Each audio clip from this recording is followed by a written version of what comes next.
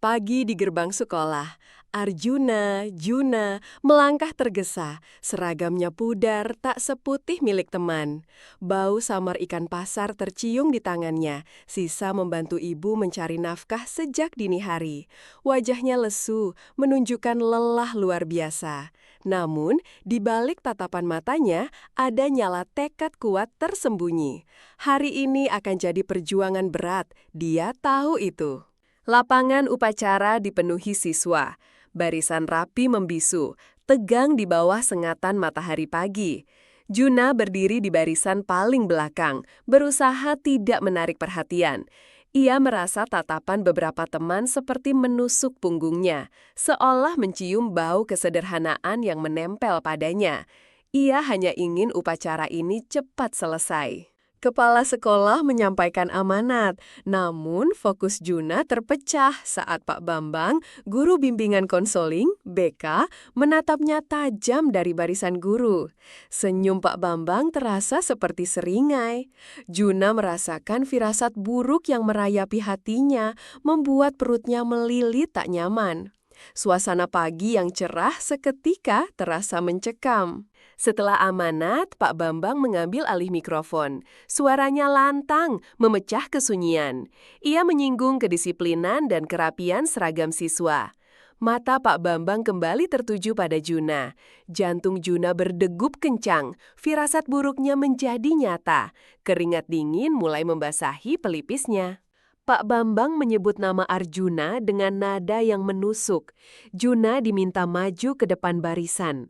Langkahnya terasa berat, setiap langkah terasa seperti menanggung beban dunia. Bisikan-bisikan mulai terdengar dari barisan siswa, diiringi beberapa tawa kecil yang menusuk hati.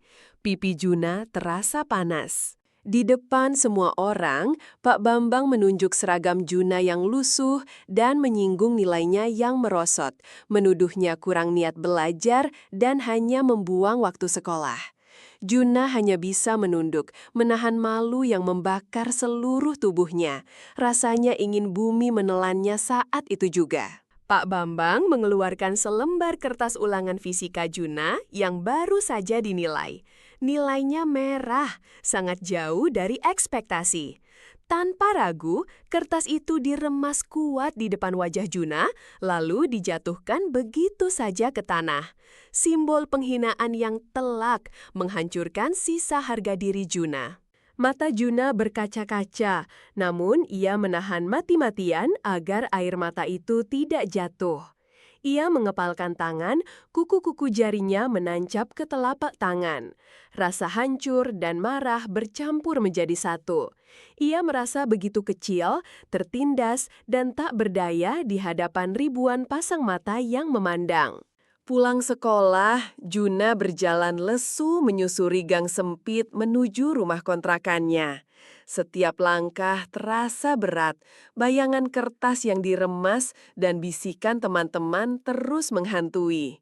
Lingkungan sekitarnya yang sederhana terasa makin suram, seolah ikut merasakan kepedihan hatinya. Beban hidup terasa tak tertanggul. Di rumah, Juna melihat ibunya terbaring lemah di ranjang reot. Batuk ibunya terdengar pelan. Seketika, rasa malu dan hancur berganti menjadi tekad membara. Juna memegang buku fisika bekas, matanya menyala. Ia berjanji pada dirinya sendiri akan membalikan keadaan demi ibunya dan harga dirinya. Malam hari, Juna sering belajar hingga larut di bawah cahaya redup lampu belajar. Tumpukan buku fisika dan matematika bekas mengelilinginya. Ia fokus pada rumus-rumus rumit, berusaha memahami setiap detail. Di sudut ruangan, ibunya terlelap dengan napas berat, menjadi pengingat terbesar akan tujuan Juna. Sejak insiden itu, Juna sering menghabiskan jam istirahat di laboratorium fisika sekolah yang jarang terpakai. Ia membersihkan debu dari peralatan tua, memperbaiki komponen yang rusak, dan membaca buku manual yang usang. Ia bergerak diam-diam tanpa ingin menarik perhatian siapapun. Suatu sore, Bu Kartika, guru fisika yang terkenal pendiam, masuk ke lab dan menemukan Juna sedang asyik dengan sebuah rangkaian listrik. Bu Kartika awalnya terkejut dan curiga, namun melihat keseriusan Juna, senyum tipis mulai tersungging di bibirnya. Sebuah benih kepercayaan mulai tumbuh. Bu Kartika mulai sering menghampiri Juna di lab, membawakan buku-buku lama dan beberapa komponen bekas. Ia tak banyak bicara, namun pandangan matanya menunjukkan kekaguman pada rasa ingin tahu Juna yang tak terbatas. Ia menjadi mentor tak langsung, memberikan bimbingan dan dukungan yang tak terucap.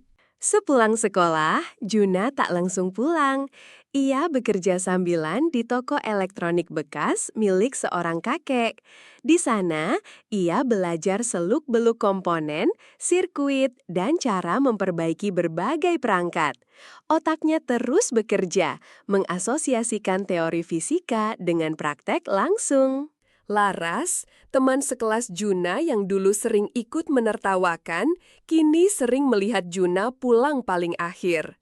Kadang ia melihat Juna membawa buku-buku tebal, kadang membawa tas berisi peralatan.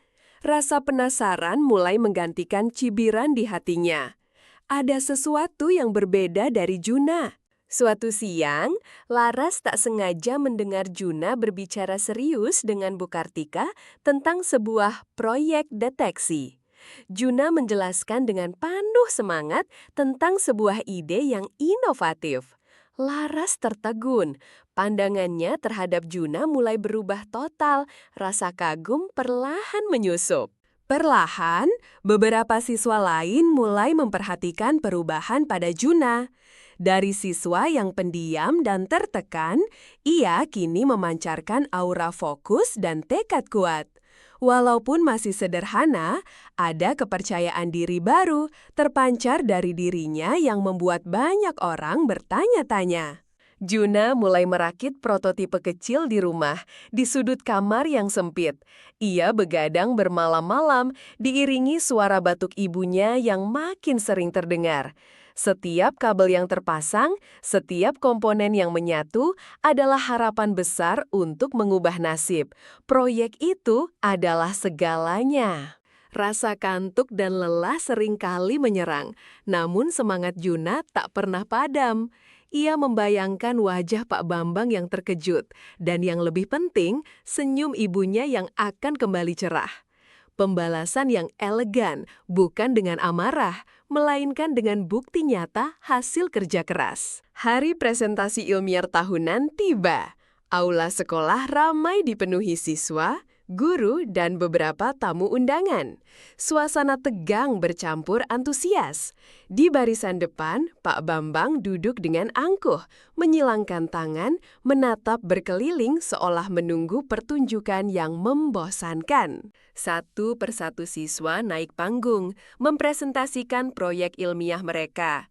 Ada yang canggung, ada yang biasa saja. Beberapa menampilkan alat yang terlihat mahal, hasil dari bimbingan privat. Atmosfer di aula masih terasa datar, belum ada yang benar-benar mencuri perhatian. Giliran Juna tiba. Ia melangkah maju dengan tenang dan mantap, tak lagi menunduk seperti dulu.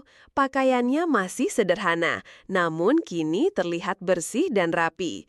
Di tangannya, ia membawa sebuah kotak kecil tertutup yang tidak mencolok, membuat beberapa orang sedikit meremehkan.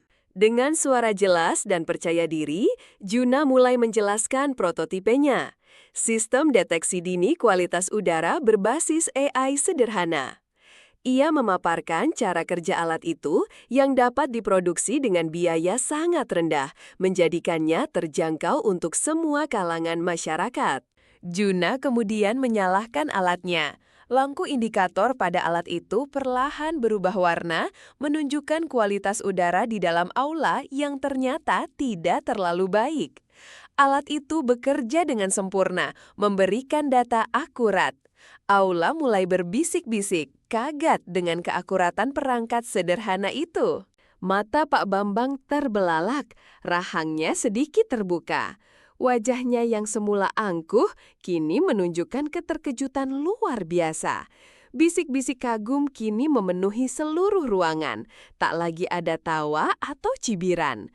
Bu Kartika di sudut ruangan tersenyum bangga. Matanya berbinar melihat muridnya. Juna melanjutkan, menjelaskan bahwa alat ini bisa membantu banyak keluarga sederhana yang rentan penyakit pernafasan, persis seperti kondisi ibunya.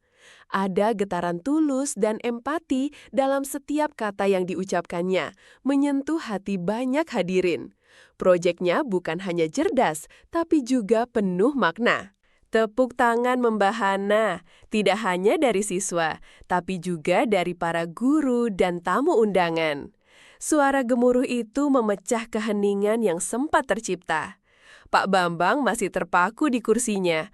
Wajahnya pucat pasi, tak mampu mengucapkan sepatah kata pun. Ia telah dibungkam tanpa kata. Juna menatap ke arah Pak Bambang. Tatapan matanya tenang, tanpa ada jejak dendam atau kemarahan. Hanya ada kepuasan yang mendalam dan kelegaan luar biasa. Kertas ulangan yang dulu diremas di depannya, kini terasa tak berarti lagi.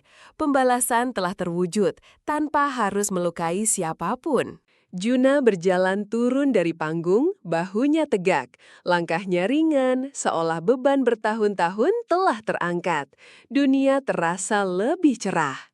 Ada kebanggaan yang tak terlukiskan di hatinya, bukan karena ia telah menang, melainkan karena ia telah membuktikan bahwa kerja keras dan ketulusan selalu menemukan jalannya.